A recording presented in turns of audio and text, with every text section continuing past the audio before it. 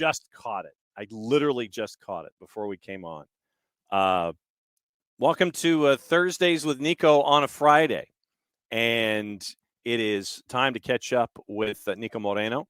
And so he is running a little bit on the late side, but we'll do a half hour. The second that Niko hits the SDH runway, that we will definitely start things off and running, but it'll be interesting to get Niko's perspective on things as we're now at the Final Four in MLS Cup playoffs. And we have what happened last time, what we think is going to happen this time. We've got coaching carousel. Gio Savarese has signed a contract extension in Portland, so we'll get Niko's perspective on that. The Sounders have named, they've done their off-season contract player, who's staying, who's going. All of the movements are now in Seattle. We can get into that as well. We'll get into everything going on the Western side of things and get his perspective on the West and the East as we get closer and closer to what we're looking at for MLS Cup. Are we going to have the two number ones, or is it going to be chalk? Is it going to be for only the second and third time in the last 22 instances where we have the number one teams make it to MLS Cup? And so we've got that to discuss. We've got a lot of stuff to discuss with Niko, and it'll be great to catch up with him, what he thinks about the teams who have fallen by the wayside here in the playoffs, those who lost last weekend, and the folks who are now a part of the process and are still going on, because there's questions. We have maintained on, when Niko and I have had our conversations, that LAFC is going to be they're not going to make it all the way through. And I still will maintain that, which means that I think that Austin is going to win this weekend, I guess by default. And then we get into the East. And is Philly going to be the number one team, or is NYCFC going to figure out a way to find a way through it and around the 4-4-2 diamond that we see from Jim Curtin and their very physical team, and get into all of those kinds of discussions. So it'll be a fun discussion with Niko. Get into the postseason awards with him as well, because in the past weeks we haven't had the chance really to get into all of the postseason awards and what he thought and what he was going to be, what his votes were going to be. Higuain, the comeback player of the year. Thiago Almada, the newcomer of the year. Jim Curtin, the coach of the year. You have, obviously, Joseph Martinez, Pedro Galese for goal and save. Defender of the year, Jacob Glesnes. You have Andre Blake as keeper of the year. No real surprise. Jesus Ferreira named young player of the year. And you have, we're still waiting on, the debate of the MVPs. And especially with, you have Hani Mukhtar, no longer a part of the playoff discussion. And I'm sure that a lot of folks are sitting there going, so Shooter, welcome in. This is Fridays only, and it's just either Thursday afternoons or it's on Friday in this time slot. We started doing this when I decided that, it's great to have Niko drop by at 10:30 on Thursday mornings, but for the man at 7:30 in the morning, and he's got that tall cup of coffee. And so what we've decided to do is do Thursdays with Niko live during other times of the day. And then this gets turned into its own podcast development all the way through. So Shooter says that he is enjoying the middle of the day stream. Get you through the next 2 hours of work with Bashing Philly, please. Won't be a full 2 hours, considering that once it'll be a solid half hour when Niko shows up, because that's the way we do things. We do a solid half hour when Niko is here. Then I have commitments for high school football here in the state of Georgia, which require me leaving the office once a week. Actually, it's more like 3, but Mondays, Thursdays, and Fridays. But you end up with me leaving. I have to travel from one end of the town to the other. And on a day like this, it's going to take me about an hour and a half and be there as we get closer to playoff action. So thank you, Shooter, for hopping in on a Friday afternoon. And I'll reserve your other comment for when Niko is on with us to break down what's going on with the the managers that we currently see. But Shooter, good to have you here on an afternoon on a Friday where we get closer to MLS Cup. But yeah, we'll go over all the MLS Cup awards. We'll go over the playoffs, the previous round, get you ready for this round, and get you ready for everything that's been going on. I'm fairly certain that Niko will want to discuss the story that was put out yesterday by The Athletic about Joseph Martinez. I'm sure we'll get into that as well and get his thoughts on it. And, great. It was this morning on SDH. Thank you to everybody who was a part of our discussion. Michael Parkhurst was there for his normal Friday visit. He was a part of the discussion as well, briefly, but I didn't want to necessarily discuss it by actual story. We kind of went around it a little bit.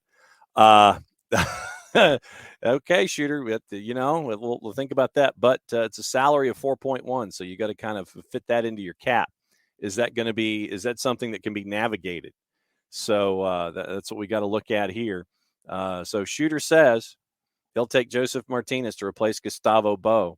Can you? It would have to be a DP slot, I imagine. And Joseph's making 4.1 in Atlanta. Yeah. So you're not a fan of Gustavo Bo, but you want to swap out Joseph Martinez. But once again, and this is one of the things that we talked about this morning, is the idea that you're dealing in a cap league, and this is probably something else that we can discuss with Niko when it comes to being in a cap league and making sure that everything fits under a cap. And you're looking at return on investment, rate of return, however you want to phrase it, where what have you done? What are you paying an individual? And is that rate of return worth the investment that you're making, or do you have to sit there and think about it? Because it's a question that a lot of teams have to come up with in the off season. It's like, okay, is the notion of individual X, is that going to be, do I envision an upswing in rate of return, or is it going to be laid out the way that it is? And so that's the big discussion with players like Joseph Martinez. And so the rundown's pretty stacked. So it's about playoffs, those who aren't with them anymore, those who are still in them. We are at the Final Four. Gio Savarese, Joseph Martinez, postseason awards. And yes, I am filibustering for another couple of minutes. Niko's running a little late, having to run his errands and get everything orchestrated to where he can be at optimum Niko when it comes to what we're looking at here with Thursdays with Niko on a Friday. And once again, Shooter, thanks for hanging out with us in the middle of the afternoon and being a part of all the discussion. But like I said, this morning, it was a very, very very cool thing to see the Twitch pitch. Neither mutually assured destruction. That's what I've got. I don't care. Shooter asks me, who do I have in the World Series? Mutually assured destruction.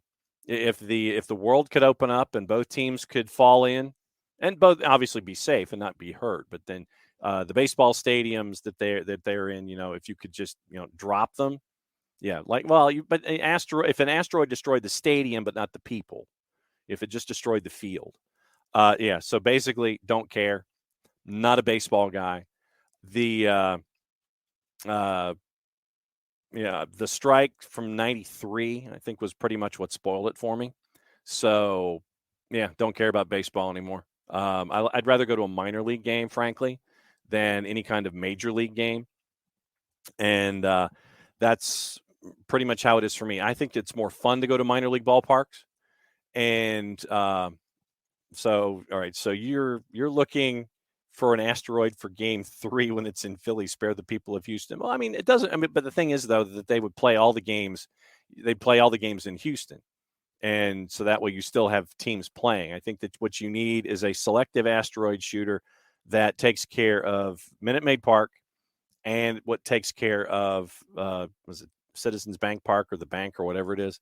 I would just call it. I just call it wherever the Phillies play. So wherever the Phillies play, whoever the sponsor is that's not sponsoring this show, and whoever sponsors the park in Houston that's not sponsoring this show, just take out the parks. Don't take out the people. Just make sure that they can't play in those games. And no winner this year. Okay, yeah, it should be Waste Management Park. That's the golf course out in Scottsdale. I know, but it literally just give me a situation where nothing's going on, and I think we all win. On the network, if you missed it earlier today, interviews with Jen Hildreth about the NWSL Championship game. Great to catch up with her. Great to catch up with John Arnold from the Striker and get CONCACAF. A tremendous resource for those of you that spend your nights watching obscure CONCACAF League and CONCACAF Champions League and Liga MX matches. John Arnold is the man. And Tocayo mi amigo, John Arnold. Great to catch up with him and run through the gamut of everything when it came to MLS Cup playoffs and all that stuff. It was good to chop it up, as he said. And also Doug Irwin, USL League One, is working their way into the Final Four this weekend. Saw the trailer for the new Netflix. Yeah, definitely. We'll get into that once that's released too, but none of it really should surprise. But Doug Irwin, USL League One, they are down to the Final Four, and caught up with him to get the Greenville perspective of things. If you missed it earlier in the week, Alex Morel from South Georgia Tormenta's interview is on the network, and Rafa Mensingen from Chattanooga, as they get ready for their match in Richmond, is also on the network. So very, very busy times in USL League One. And it was also time to catch up with Connor Antley from Tampa Bay Rowdies, getting ready for things in USL Championship. So as promised, you heard the noise, which means only one thing, and it's time to introduce this man for Thursdays with Niko on Friday.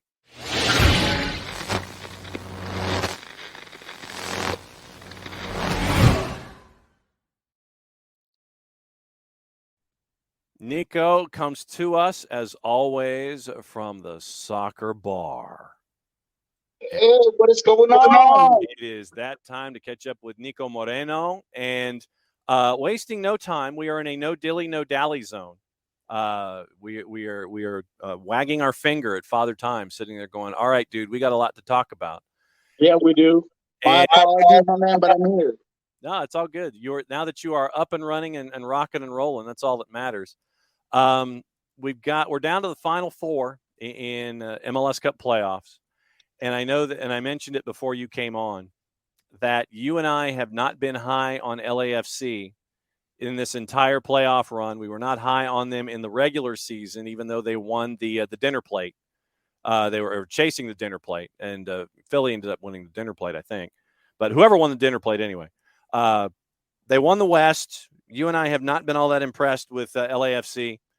And I'm still not all that impressed with LAFC. They just continue to get matchups where you end up with a 90+3 from Chicho Arango in a game that was tight.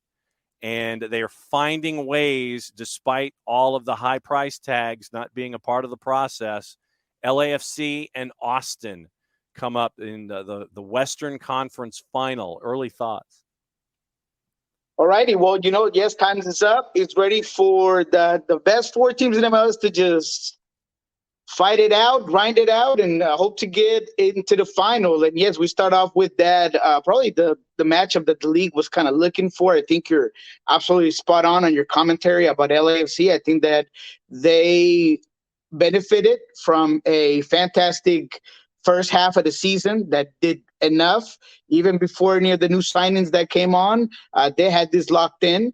And because of that, they were able to skip that first game. Then I think Nashville was a team that could have given LAFC a little bit more jitters. They get LAG that plays out a little bit more. They go 2 for 2 against them, right? They try to just square up and play it out. They didn't try to make it pragmatic or anything like that. And that kind of played to LAFC's strongest attributes. I think LAG is a team that just kind of plays their own way and doesn't quite strategize as much as other teams. They rely a lot on that individual play. And so here they are now. We go to Austin, a team that has been very inconsistent as of late, a team that depends a lot on what the Rusi does. But Josh Wolf has showed me something. I had this team out, John, and you know it. against RSL. And that is because I thought that that first step into the playoffs was going to be the hardest hurdle. And it proved to be. That 2-2 game was down to the last minute. It goes down to PKs. It was circumstantial because of a Rubin red card. There's a whole bunch of stuff that kind of happened in that specific game, right? So with that said, I think that once Austin got over that RSL step, they really found themselves a little bit of confidence. They go and they win their next game. Also not their best play, but they get over onto the next round. And I think now against LAFC, we're going to see them at their best. They're going to be calm. They're going to be collected. They kind of believe on what Josh Wolf has implanted into this team. I love the way Wolf is keeping teams guessing with, he started with Gite, something that nobody really thought that he was going to do. He realized that Valencia was a little bit sloppy with the ball and didn't have his best game. So he ends up playing with Pereira in this one. He goes against a Dallas team that I think is very similar in what they tried to do with their top three attackers than LAFC does. I think Austin is going to be able to use that same plan that forced Ferreira back into midfield, that kept them away from getting services with Chicho Arango.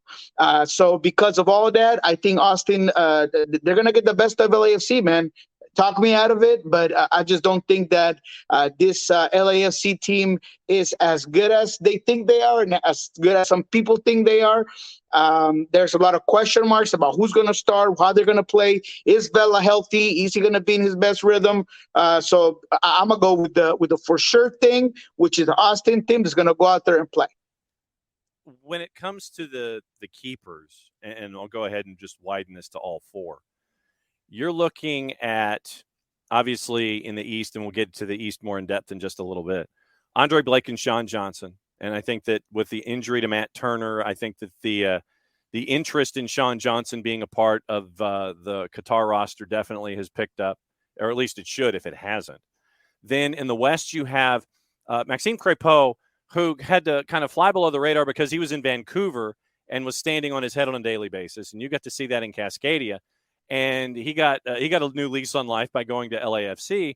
And then Brad Stuver, who to me I think is the most underreported, underappreciated of the four, because he kept them in a lot of games when he was healthy in season one and has been out of his mind at times here in season two to keep them rolling. I'm not going to lie to you. He's been flying way under my radar. Yeah. And I'll be the first one to say it. But he's come up big this season. He's, I think to some of us that didn't quite see him, he said, hey, I'm right here. Just a guy that has great reaction on the ball, someone that manages that internal line of that box very well. I think that you saw it against Dallas. It's not easy for a goalkeeper that hasn't had a lot of action throughout a game and all of a sudden gets a header 3 feet away from goal and you be able to react. That takes some skill. That takes a lot of concentration, and Stuber has shown it. I think he's been crucial for Austin all season, but even bigger in this playoffs. Regardless of the games where he hasn't had a clean sheet, but he without a doubt has been very important, right? I mean, the game against Dallas was telling because the few times when Dallas was able to actually get forward and get a shot on goal, Stuber was solid, was confident. And I think you're going to see a lot more of that against LAFC because I do believe that in this particular game, Austin's going to have most of the possession, and he's going to have to show up again in those specific moments of this game. All right, so the flip side now in the East, with what we're seeing there, it's once again Philly and NYC. They were the Eastern Conference final last year. Philly had, I think, like 47 players out in COVID protocol, and it still took more than 90 minutes for NYC to get things done. But I think here, once again, with these two keepers, Andre Blake, who won Keeper of the Year, understandably so, considering the defense that Philly put up, and Sean Johnson, who I guess for whatever reason For me, he needs to be a part of the discussion for men's national team, consistently keeping NYC in. I don't think that the over is going to be the play for your Eastern Conference final at all.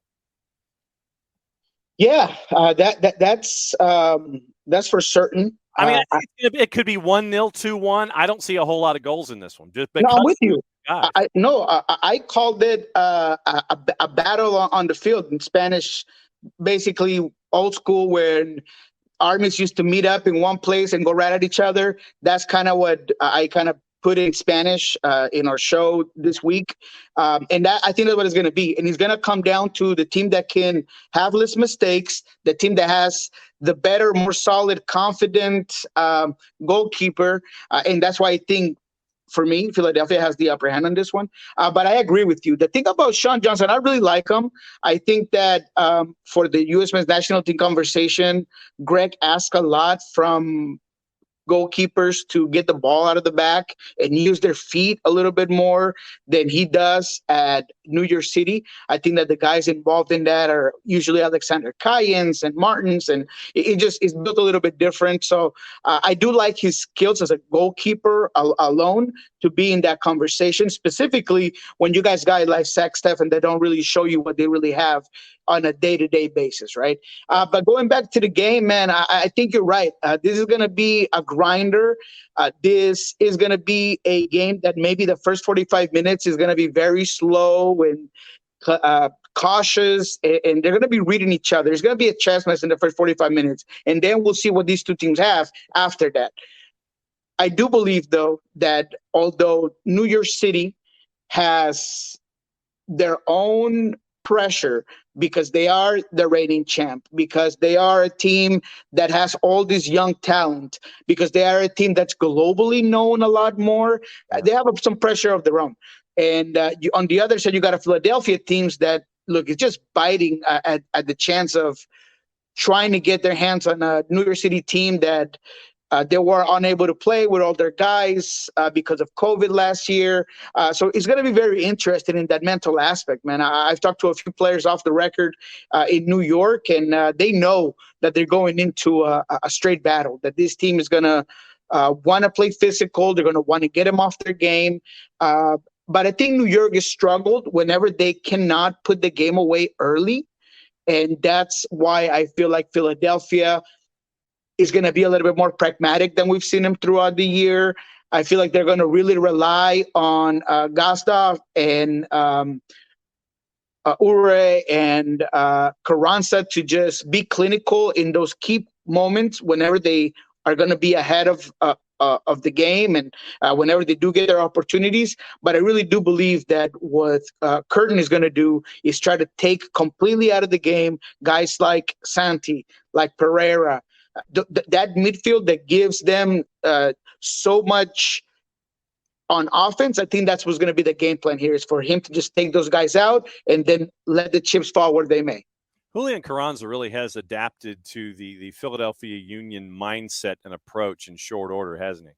He really has. And he's shown you a little bit of what Vasquez showed you. And we've talked about it in the past, that sometimes it's not you, it can be the system. And sometimes he could just be developing and having some patience with a guy that can have a lot of potential, but it could take him time to get there, right? I mean, I think Julian Carranza is a more patient player in how he uses his space. I think he understands the game a little bit better.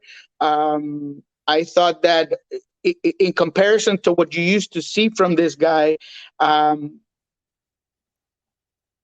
for a guy that's going to be playing that position, if you are unable to really trust yourself to put certain balls away, you tend to overthink things, and you tend to take a little too long to either finish a shot or make a decision to pass a ball. And I think that decision-making part of it is what I've seen him get better at. So, yeah, I think he's been fantastic. Teams have been making some, not all, because we still have another 10 days or so, I think, where clubs have to finally sit there and lay out what their strategies are going to be, who's staying, who's going, who you're negotiating with to keep around for the 2023 season and beyond. There is news locally for you with the Sounders. Sounders have mentioned who's staying, who's going, they're still talking to. Now that you've had a couple of days to digest that information, what are your takeaways about that list? Not a lot of surprises, to be quite frank. I think that we all believe that with the salary cap limitations and problems that the team has at this particular moment, in order to bring any sort of new talent, they were going to have to get rid of some guys. Will Bruin being the first casualty, and one that has been absolutely amazing in the time that I've covered Will Bruin. From a professional standpoint, from a personal standpoint, there's no guy out in training that is as committed and fun and interesting and knowledgeable, all in one person. I mean, he's just a guy that it's a great locker room guy, and he can be a difference changer. He scored some big goals for this team over his time here in Seattle. So I wish him the best, but you kind of knew that this team was going to maybe try to get a little bit younger at that position. You got Freddie Montero, who's here in a minimum league salary, which obviously benefits the team. So he's probably going to be here next year. They're still in conversations. I'm hearing that there is a positive outlook in that there will be an agreement at some point. So you need to get a little younger. So I think with that space that you're moving on from Will, you might go out there and get a guy that's between 23 to 26 years old, and just have someone that could be helpful to Raul Ruidiaz, to coming off the bench, that's reliable. I'm not saying they're getting a prospect. I'm saying they're going to get a ready-to-go guy, but in between that age group. And another one is Jimmy Medranda. He's out of contract. I think that he's been a player that provides a lot of skills that you don't have in this team on that left side. Other than Jordan Morris, it's hard to find someone that can get forward with ease and with efficiency the way that Jimmy is. His biggest problem has been health. But I think that he has one of the best foots in the team, if not the best foot on the team, best services. I think he uses the internal channels great. So when we talked to Garth, he mentioned that he sees Medranda more as a midfielder or a winger than a left back. So that's another guy that I think is interesting, that I think teams might be looking at. And he's shopping the market. Garth said that as well. He's giving him that chance to test the market. And, he's someone that's interesting. So I think those are the two biggest takes from what we saw here in decision-making of the contracts here. Then let's go down one more. Since you're in the middle of Cascadia, we know what's going on in Vancouver. We know what's going on in Seattle. Now in Portland, Gio Savarese signs a new contract extension. What did you think about that? I think it's amazing. I think it was a no-brainer. I think that Giovanni Savarese has done a fantastic job with this team in terms of development of young players. I think that he's done a great job at creating a different atmosphere. His predecessor didn't quite have that locker room as tight as he has. And there was actually some issues early on when Giovanni Savarese came on, because there were so many different personalities and so many different thought processes within that locker room. And he was able to just get all the guys, one band, one sound. And I think that's a huge component of being a coach, right? So he's a great strategist. He's a great motivator. And this team was looking for some continuity, man. They need something that's the same. I mean, this team is going to change so much in terms of administration and front office, and Lord knows what's going to happen with, the team in general, with them losing as much endorsements and things as they have. So they needed a little bit of balance. And I think Giovanni does that, man. He's one of the best, in my opinion, in the entire league at what he does. And I think he's a guy that's going to be a cornerstone of the Timbers. I see him being there 10 years, if you will. If they can keep him 10 years, they should. Yes, Four Card, we are live. And it's something that we've kind of been doing because I wanted to let Niko sleep in occasionally instead of letting the bell ring at 10:30 Eastern on a Thursday. What we've done on occasion is do some live stuff either late Thursday afternoons Eastern time or early in the afternoons on Friday Eastern time, trying to make sure that that we can accommodate Niko's schedule and that we can hang out here and we can talk about stuff and still have our West Coast perspective. And today being Friday, that's why we're calling it Thursdays with Niko on a Friday. And frankly, I'm just glad that we're able to have these times where Niko and I can still catch up, and we can do these kinds of things. Yeah, Forecard, that's actually the next question. We spent a lot of time this morning on a particular piece of, and I'm not going to call it news because we still don't know everything that's attached to it. I will call it a report that came out yesterday. What do you think of the Joseph news? And it is a report. There has been no independent confirmation of it, and that's why we spent a lot of time on it this morning. And it came down to the ideas basically of this is a report. Atlanta United has said nothing publicly. This is out here in the ether. And then we kind of went through and talked through every possible idea where this is concerned. But the main thought from the Twitch pitch this morning was obviously, wait and see on this. And the point that kept coming through was you're at a point in Joseph Martinez's career where you're looking at rate of return. And it comes down to, in a cap league, an individual who's making $4 million a year as a designated player and the amount of return that you are getting from Joseph Martinez does not match what you were getting from Joseph Martinez pre the 2 knee surgeries. And so right now, this is a discussion point for Atlanta United, but the report being yesterday that he will not be a part of the plans going forward. When that came across, what was your initial reaction? It wasn't surprising. And, anything that comes from Felipe, I absolutely take very seriously. If you were reading between the lines and that's something I love to do, by the way, and I'm rarely wrong, if not ask anybody who heard me talk about Russell Wilson and Pete Carroll. I think I'm very good at reading body language and interviews and everything that goes around. And because of that, the way that Gonzalo was expressing himself about Martinez, the way Martinez was talking about the club and the team and the coaching, I just kind of knew that that's where this was going. You're not lying about the productivity. It hasn't been there. It's hard to just blame Joseph because of all the craziness that, unfortunately, this great fan base of Atlanta United has had to deal with. Sometimes just having raw talent isn't enough, and that's been Atlanta United per se. So with all that said, I think that there are certain points of no return, and I have no facts. I have no insight on it.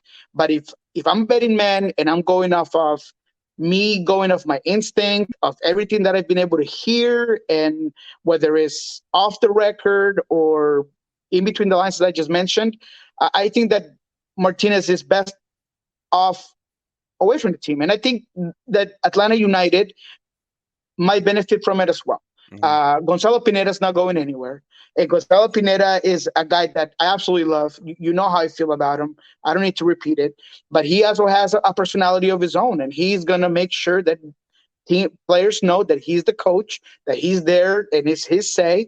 And I think that whenever you have a guy that you've already had some sort of incidents with, that's just going to create a bad vibe. Yeah. And because of that, I think that it's fair. Isn't a fair assumption to say that he'd probably be gone. If I was a betting man, I'd say that Atlanta's smart enough to perhaps buy him down, use the buyout that they have available, and then just let him go free. And they have enough money to take the hit and go out there and find themselves someone else, someone that can go work with Thiago, someone that can maybe work with Cisneros, someone that Gonzalo Pineda and him have a great relationship. Because at the end of the day, that does matter. Talent is important, but that communication and that chemistry with the coach makes a hell of a ton of difference. If I'm telling you, hey, John, I need you to do A, B, and C for us to be successful, and you're like, nah, man, I know what I got to do, and it's C, B, and A, it's just not going to work. So because of that, I really think that both parties were better off with a mutual departure. So then Forecard asked the question, where does he fit in Major League Soccer? I thought Vancouver might do it because they have CCL next season, his connection with Julian Gressel. Where do you think he might fit in Major League Soccer with his current skill set? I think he fits in several teams, and I will put him out in a second. The problem is, can he be as successful? Can he replicate? And once you can't replicate certain success, can you handle the fact that you're not at that level? And that could really make a player struggle, because it's not just a setback of a few years. You feel like your time is up. And for a guy like Joseph, where his confidence and his mentality is so in tune with the passion and skill set on the field, I think that's going to be interesting to watch. That said, I think that Portland, honestly, the team that would love to have him. I know that the price tag is high, and Portland is not the team to spend that much money on a guy like that. But him and Gio, if you're talking about a guy that can maybe endure that anger and that passion and rally it up and put it together to make it a working relationship, is Giovanni Savarese. I think that he fits in with what they do here in Cascadia. In terms of money, I think Inter Miami would be happy to have him.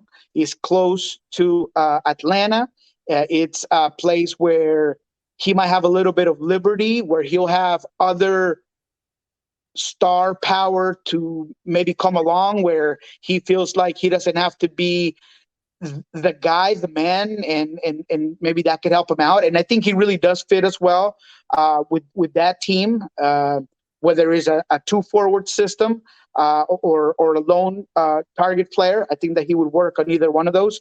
And Montreal is another place where maybe it's not Joseph Martinez cup of tea, because going from Atlanta to Montreal is a big difference in terms of lifestyle, which I think is important for Joseph. Right. But they have the money. They have a really good group. They have a very good coach. But the question mark is he still going to be there, or is he going to be in Columbus?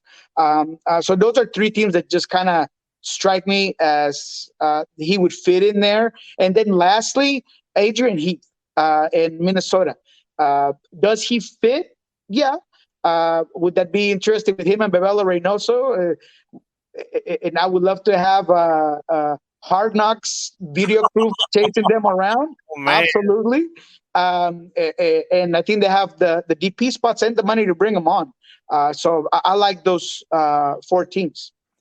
A couple of our listeners and our resident West Coasters, Uncle is Uncle No Pockets. He says he'd be okay with Martinez to Portland. Perfectly okay.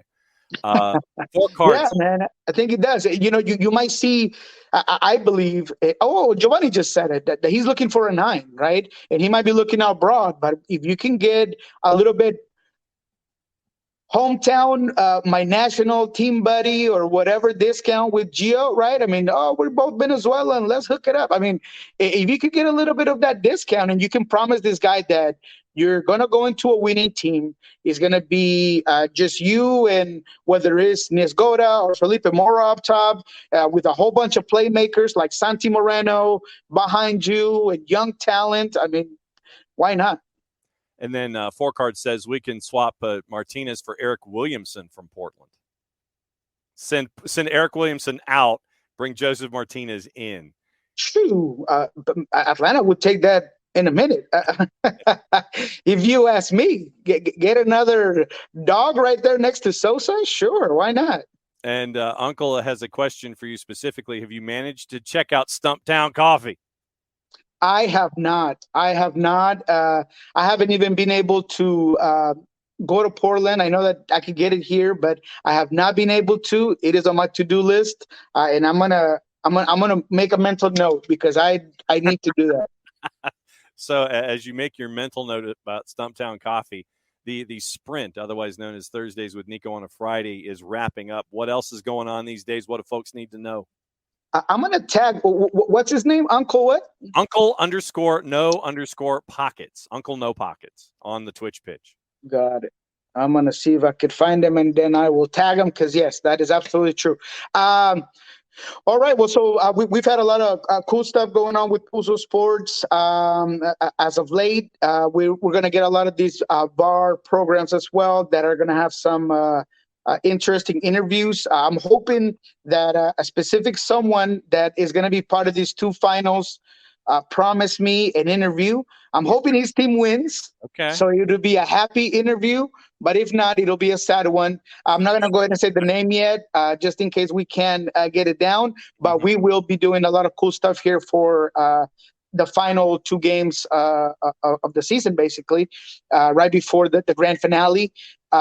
We also are going to be doing a big discussion over the transfer window. And that's going to be done through our space on Pulso Sports. So follow us at Pulso Sports. We're going to be doing a special show on transfer windows. I'm going to have a couple of guys that are pretty good at it from South America. So just stay tuned on that.